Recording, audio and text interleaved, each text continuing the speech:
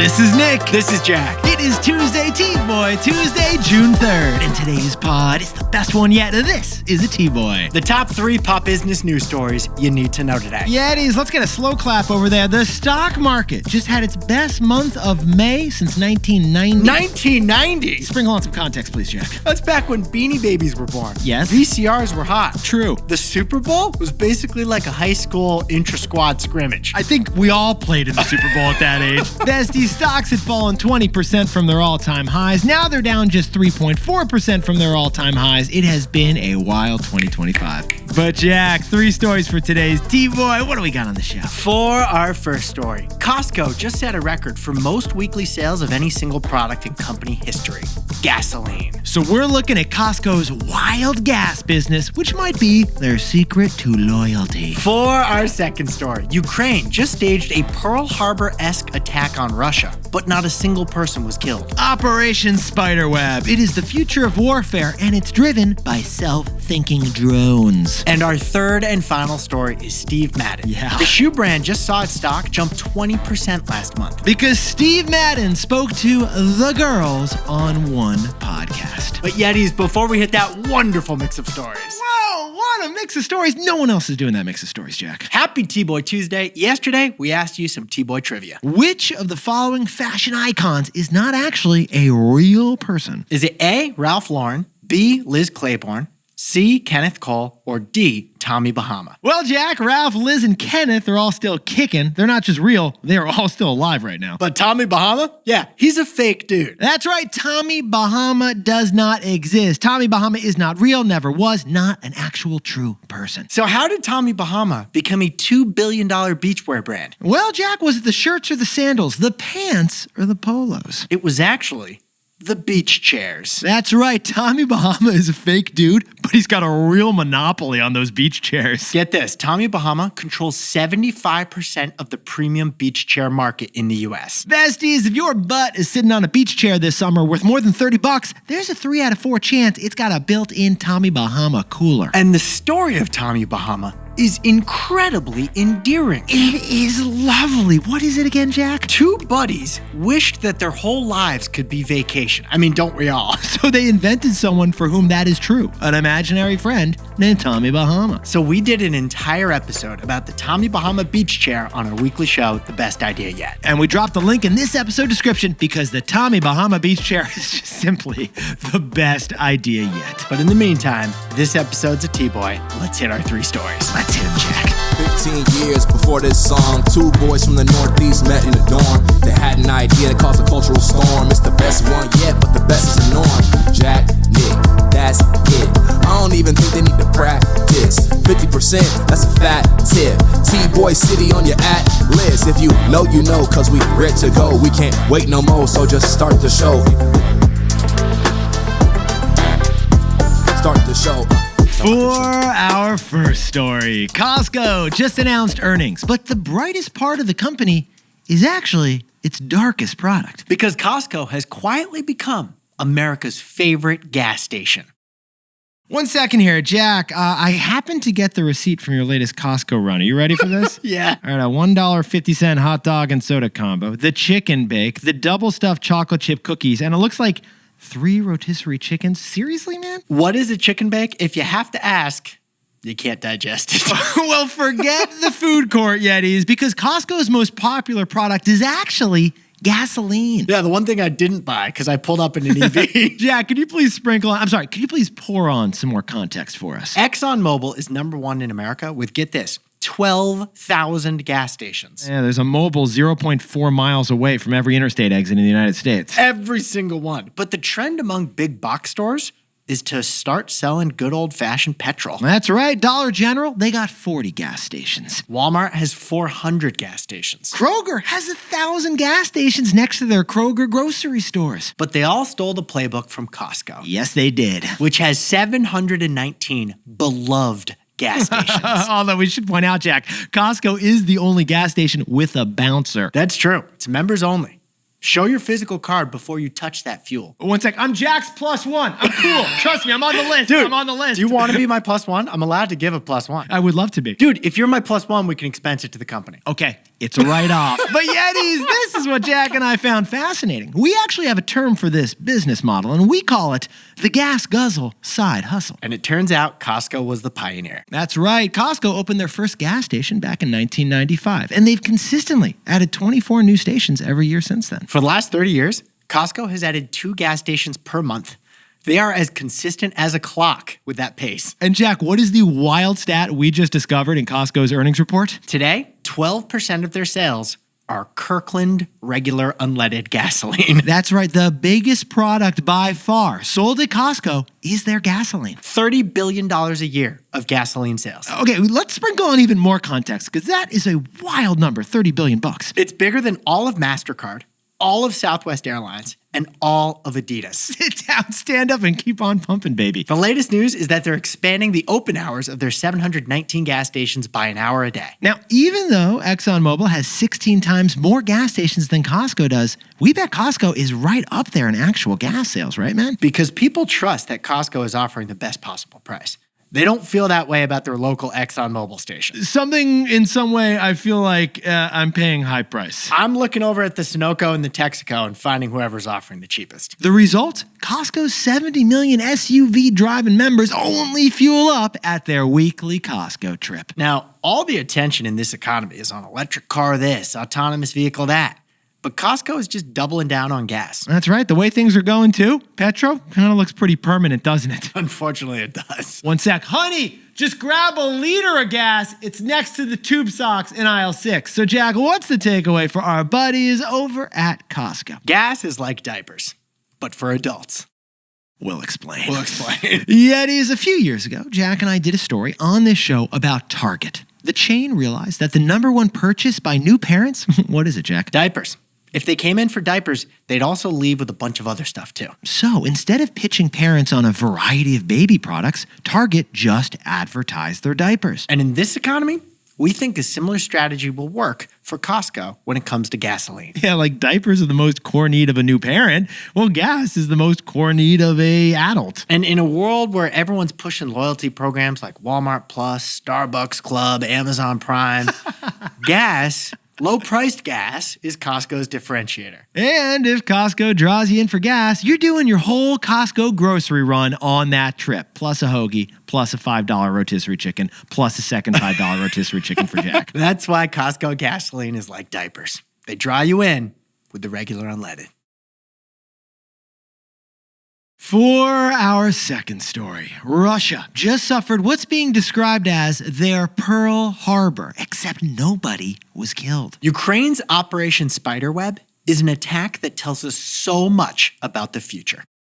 Now, Yetis, for most of the past 3+ years of war in Ukraine, the Ukrainians have been defending themselves against Russia's full-scale invasion. But on Sunday, Ukraine went on the offense like we've never seen before. Operation Spiderweb. Their attack was wildly successful, but it didn't injure a single Russian person. Honestly, Jack and I were looking at the numbers here. This was the most efficient, highest ROI attack we've ever seen. The Economist magazine says that this attack rewrites the rules of war. The BBC says it was, at the very least, a spectacular propaganda coup. The attack very much changes the idea, by the way, of who is winning and losing between Ukraine and Russia. But here's what was fascinating to Jack and I.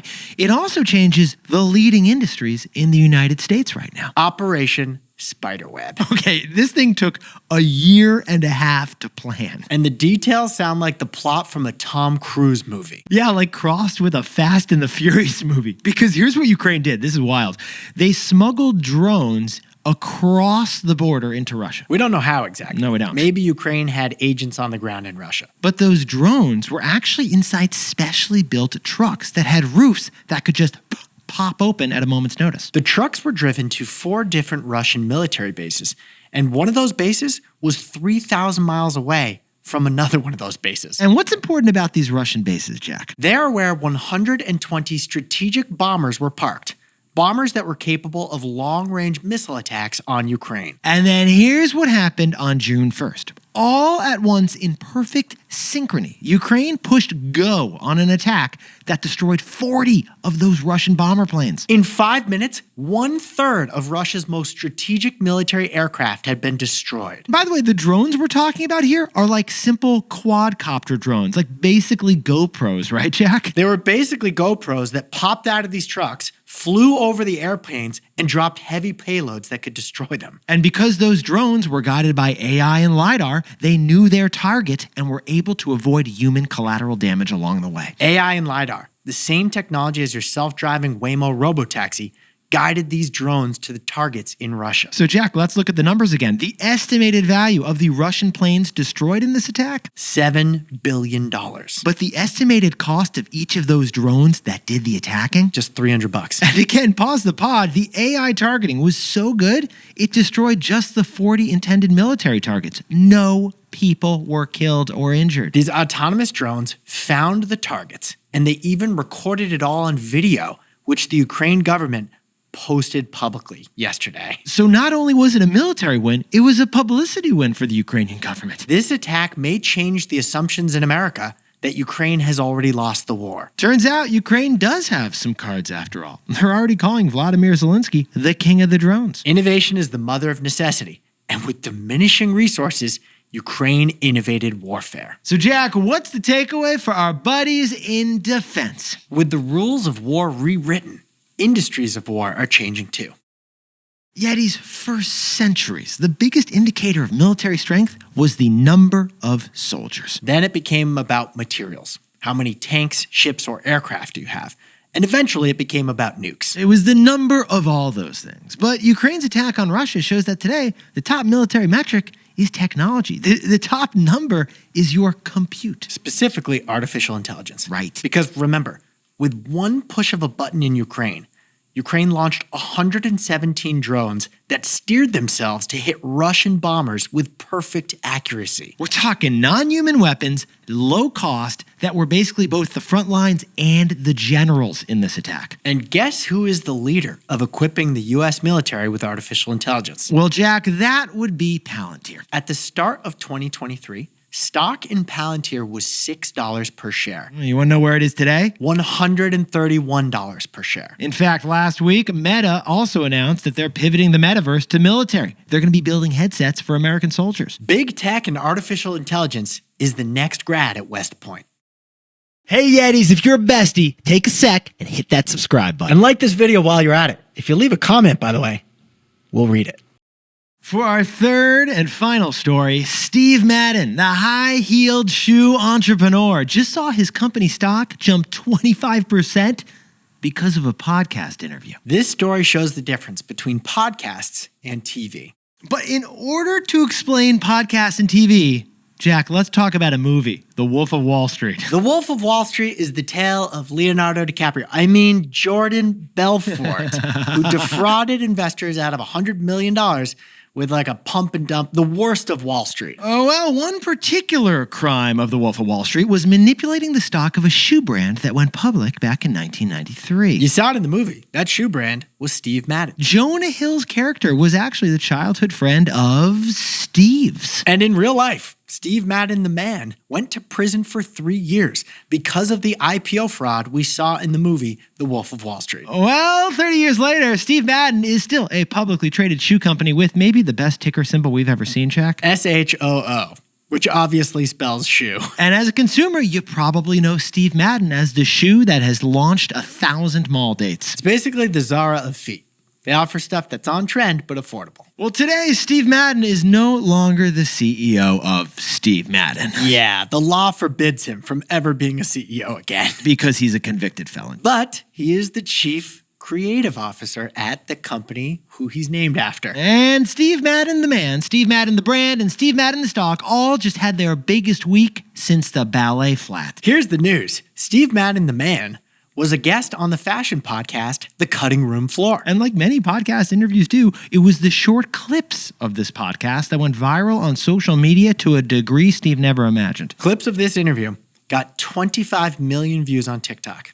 People loved it. There were 600 news articles written about those clips about the podcast. And did it translate to better business for Steve Madden? Oh, yes, it did, Jack. Google searches for Steve Madden, the brand, were up 60% in the last week, and the stock jumped 20%. Now, Nick, why did this one podcast interview drive more positive attention to Steve Madden than his Super Bowl commercial could? Well, Jack, I guess if you look at it in like a shoe form, it was like the heels, the sole, and the laces. There were kind of three parts to this thing, if you think about it, right? Yeah. The first was the charm, right? Steve Madden didn't call his buyers customers in this interview. He referred to them as his girls, which we found endearing, not creepy. My girls buy this, my girls buy that. It was kind of a cool way to talk about your customers. Second was humor. Steve talked about parenting with regards to like an entrepreneur. Yeah, he actually said, you can't fire your kids, and that's unfortunate. He lamented that you can't fire your kids. Yeah, yeah, we got a chuckle out of that.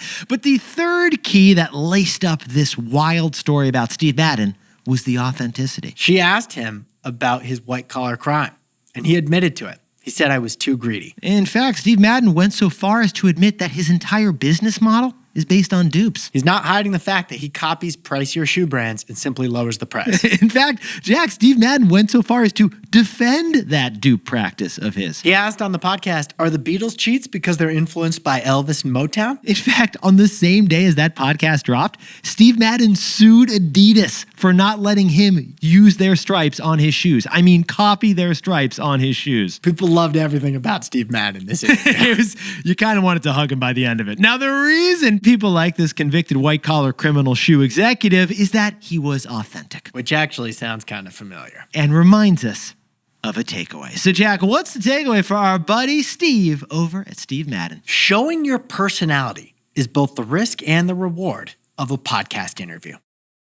Yetis forever. Companies have communicated to the public by putting their CEOs on TV. But the problem with the TV interview is that you've only got 3 minutes, so you stick to the talking points. Jack and I have done a bunch of live TV interviews, and you just say what you got to say. That's it. You can tell the things a CEO says on TV are the things the PR team told them to say. But a podcast interview, Jack, that's not 3 minutes. That's an hour. It's not even possible to stick to talking points because the interview is so long. Maybe 5 minutes of the 1 hour interview is PR talking points, but the rest is a human being being a human. So you have to show your personality, which is both the risk, you could screw up, and the reward. You could say something delightful. And that risk reward Jack's talking about, that's where the good stuff is. That's the stuff that's off script, and that's what's most relatable. That's what goes viral and reaches people in the way a Super Bowl commercial could. Unlike the coach talking points that rarely go viral. Nobody cares about the coach talking points. So besties, add it all up, and Steve Madden's shoe business gained $400 million in stock market value because of this podcast episode. We saw podcasts blow up last year in politics. Now they're hitting the corporate C-suite. Jack, could you whip up the takeaways for us for TBOY Tuesday? Costco's 719 gas stations sell their biggest single product. 12% of their sales are gas. It's like diapers, but for adults. If you hook them with gas, you can book them with everything else. For our second story, Ukraine's low-cost drone attack on Russia changes the rules of war. Big guns and big budgets are being replaced by big technology. And our third and final story, Steve Madden's stock jumped 25% because of a viral podcast with Steve Madden. Because Steve showed the personality of Steve, which is both the risk and the reward of a podcast interview. But Yetis, this pod's not over yet. Here's what else you need to know today. First, a happy Q1 earnings season to all those who celebrated. It's all but wrapped up, and the earnings were stellar. Now, we should remind you that Q1 was January through March, so it did not include the tariff craziness that began on April 2nd. But profits of the S&P 500 companies rose 12.7% in the first quarter from the year before. That is stellar. And it's proof that the economy is doing way better than the vibes. And second, Gen Z's new side hustle, it's selling your personal data. 88% of Gen Z is open to sharing their personal info with social media companies, which is 20 points higher than older generations. I mean, if Zuck's going to track you, you may as well charge him for it, Jack. Basically, Gen Z's been on the internet since they're babies. Yeah. They don't worry about privacy because it's a lost cause. Might as well make some money off it. And finally, non-alcoholic beer is projected to pass ale as the world's #2 2 beer this year. Now, what's number 1, you're all asking? Lager. Lager classic. Non-alcoholic is a category of its own, and that's going to be number 2 this year. Now, interestingly, Guinness, Budweiser, Heineken, all the big guys, they've all rolled out their own non-alcoholic beers in the last couple years. But the biggest non-alcoholic brand is still the startup, Athletic Brewing, which has 17% of the non-alc market in the U.S. That's right, 17%. Tummy share. And we interviewed the founder a couple years ago on this pod. Yes, we did. He showed his personality, Jack. He took a risk and he got a reward. Now, time for the best fact yet. This one sent in by Austin Johnson. Jack, what do we got? President John Tyler left the White House in 1845, but he had a living grandson until last week. How is that possible? Well, we got the receipts. Here's the deal, Yetis. President John Tyler, born 1790, had his final son in 1853 when he was 63 years old. That son had his last son when he was in his 70s. Yeah. So that son was born in 1928. Basically a case of old dude still kicking. And Nick, that man, the grandson of a president born in 1790, just passed away in 2025. What we're saying is imagine if your grandparent was alive in 1790. My grandparent was alive in 1927, 150 years after this guy. 1790, the same year that George Washington gave his first State of the Union. Yetis, you look fantastic today. And if you got your booty in a Tommy Bahama Beach Chair, first of all, that's a fake dude. Second of all, that's a good beach chair. The best beach chair. Dude, during the pandemic, I couldn't find them. I had to steal one from my neighbor. I paid my neighbor. We could not believe this, Yetis. 3 out of 4 top beach chairs sold is a Tommy Bahama Beach Chair. So we did an entire episode explaining how Tommy Bahama came to be. How this fake man put a real built-in cooler to all of his beach chairs. So before the government breaks up the Tommy Bahama Beach Chair monopoly, check out our episode of The Best Idea Yet. We dropped a link in this episode description. And Nick and I will see you tomorrow. Can't wait. And before we go, a happy birthday to Yeti Navan Gupta, turning 10 years old, celebrating in Milpitas, California. Happy 5 years of working at the Home Depot to Nick Alves down in Atlanta. The stock's up 50% since he joined the company. We're just saying correlation and causation. And Charlie over in Chicago is doing logistics TBOY style and jumping up because he is going to see us at the live show. We'll see you there, Charlie. And a shout out to Brian Robert, who heard our story about Haribo accidentally putting cannabis in their gummies, went to the store, bought some. I think he's shipping us a pack. And a shout out to Alex Malker, who is wearing a T-Boy shirt proudly on a trip to Prague. Hope you had fun, Alex. And finally, also travel related, Kelly in NYC suggested a coffee shop for Nick in France. It was right near the one you suggested, Jack, and they were both closed on Sundays. This is Jack. I own stock of Amazon and Disney. Nick and I both own stock of Apple and ETFs of the S&P 500.